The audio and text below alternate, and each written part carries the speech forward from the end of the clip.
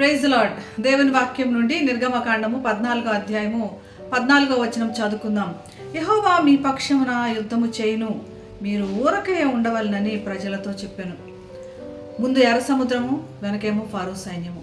వారు చాలా చిక్కుబడిపోయిన పరిస్థితి. ఇంకా ఎటువంటి పరిస్థితిలో కూడా వారు ఇంకా బ్రతకరు, మాకు ఏ మార్గం లేదు అన్నటువంటి పరిస్థితి. భయంతో వారి హృదయాలు వణికిపోతున్నాయి.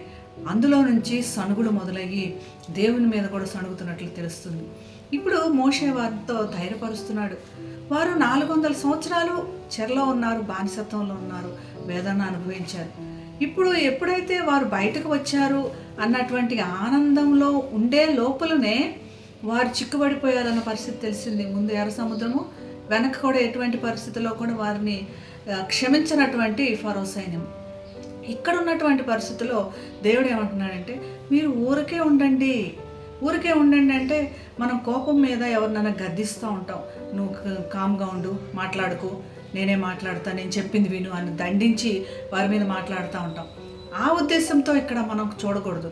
దేవుడు ఏమంటున్నాడంటే, నా అధికారానికి ఒప్పుకోనండి, నేను చేసే పనిని మీరు చూడండి, మీరు సణుక్కోవాల్సిన అవసరం లేదు, హృదయం చెదిరిపోయినటువంటి పరిస్థితి అవసరం లేదు, నేను మీకు తోడుగా ఉన్నాను, నేను చేయబోయే కార్యం గొప్పది, మీరు ఊరకుండాలి అని దేవుడు మనల్ని ధైర్యపరుస్తున్నాడు.